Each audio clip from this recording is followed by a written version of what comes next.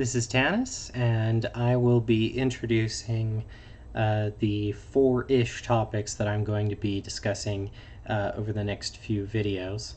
This is the first time recording in my office 2B, painting, planning on putting up some shelves there for my board games and such, and I've got a whiteboard that I need to put up on the wall over here, which I will be happy to share shots of throughout development as I diagram out different parts of the software development.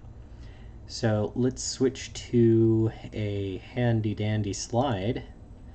So this is easily the most exciting part that will be at the core of the game experience. And it really is composed of a minimum of four major components, though each one is a feature in its own right, and I will be going into depth on each of them. Really, it's the integration of these four components that will define what the game loop is ultimately. Now, with a project name like Rogue Souls, I'm sure a lot of things come to mind. Hopefully, roguelike, hopefully, Souls-esque.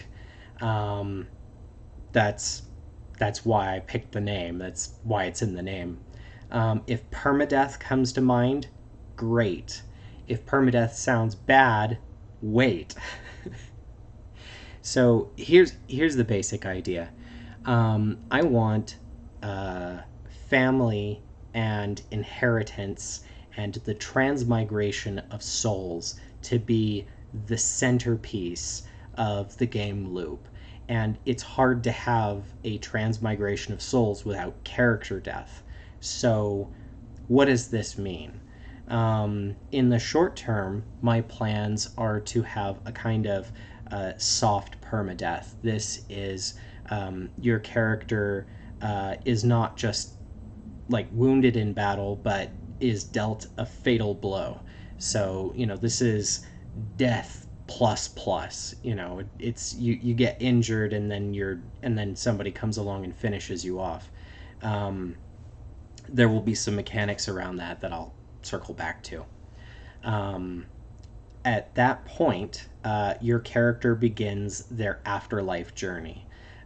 They cross over to the plane of shadow, and over the next year, a year of in-game time, just to put a number on it, over the next year of game time, they progress toward their final reward, final destination, their afterlife. So the realm or the plane of shadow represents a kind of purgatory, where a character is their soul is separated from their body, and they begin a spiritual journey, which is also a physical journey. And the idea of it being a year is, well, if the player doesn't actively participate in it and you just say go, then your character will take one in-game year to walk to their final reward. The judgment process will be drawn from multiple real-world mythologies, and to get into judgment more, we need to talk about some of the other things.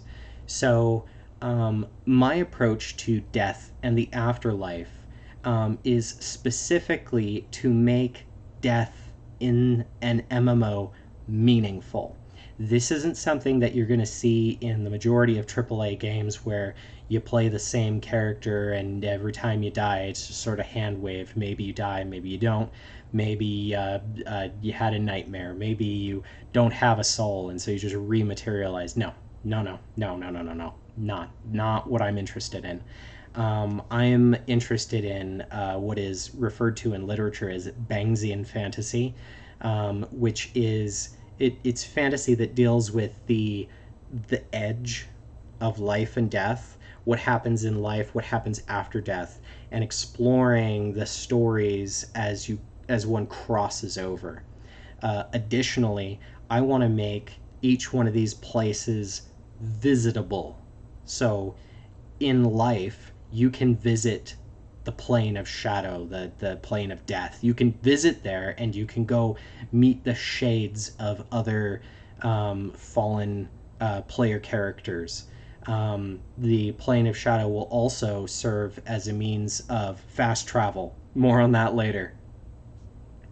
And then the afterlife, the realm where your character's soul goes to ultimately reside, will be one big, interconnected like PvP zone, because a great deal of the PvP does need a kind of hand waving, like, well, how come they just keep coming back to fight again? Well, it's because they're already dead. So your character, respawns essentially back in their their um, their afterlife. And when you want to embark on PvP missions, whether it's raids of other afterlives or trying to conquer parts of the afterlife in the name of your deity, all of that's possible. I mentioned deities a couple times. I plan to build and flesh out a variety of deities based on real world pantheons. I'm not totally invested in creating original deities. That's far too much work for a lone developer. Alignments is going to be adapted from traditional role playing, and this will be the equivalent of like an alliance system. So basically, the way that you know whether you're Horde or you're Alliance, or whether you're Daggerfall Covenant, Ebonheart Pact, Aldmeri Dominion, is basically when you choose your character's alignment.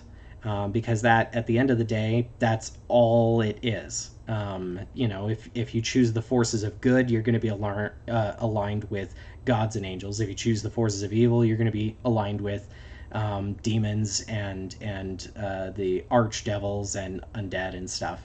If you align with nature, you've got all of the spirits, and I'll go into alignments in greater depth in that video. Now, with regard to family and inheritance, in general, the idea is that an individual character will have a fairly minimal inventory, because part of the inherent adventuring game loop is that you head out and you return, and you head out and you return, whether you go to a dungeon or you go to explore and discover something and come back. It's all about this loop of go back and return, go back. It's a journey. And so it's not just about traveling. It's not about the destination. It's about there and back again. So you complete these circles. Now, in the event that your character's traveling well beyond whatever their hometown is, like a postal service will be available for you to send items either to a market if you just wanted to sell them, or like any relics or treasures or artifacts or whatever. You can ship them back to your character's home, where the overworld will essentially be based on mundane forms of travel, up to and including some fantastic means with flying mounts like griffins and airships and stuff.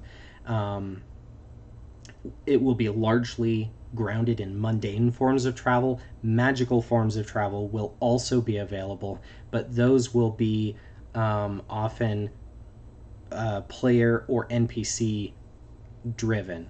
So a form of fast travel may be available to followers of nature deities aligned with nature, where they travel from forest to forest as a waypoint system. Or if you're a pyromancer, traveling from one bonfire to the next, that sort of thing. The fast travel forms will be often specific, whether to an alliance or to a class type. If you're a wizard, you may have access to teleportation and so on and so forth. Now, coming back to the way that family works, as you develop characters individually and they become injured or they age and retire or die, you can build up a combination of basically your character's personal necropolis, where you can go and you can store items that are particular to a character. You can make monuments to them. This is going to take some planning to do, like long term, like multiple character deaths, like dozens or hundreds. Will obviously take some design and planning ahead, but we'll get to that later.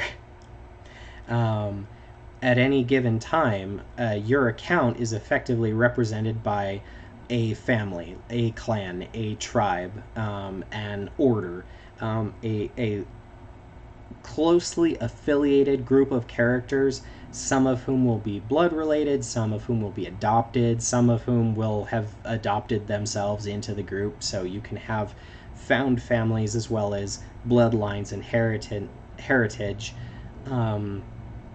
And this will be largely the source of future future characters, where you experience character turnover. It will also be, at any given time, you'll have multiple candidates for characters that you can choose to play. And I will get into all of this. There's a lot of information in there, I understand.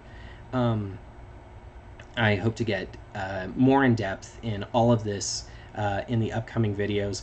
Please, I welcome questions. Sign up at the Discord. Check out the roadmap. All of this is going to be going into the project, and everything in its most basic form should be available during the initial beta release in 2025. Thanks for watching.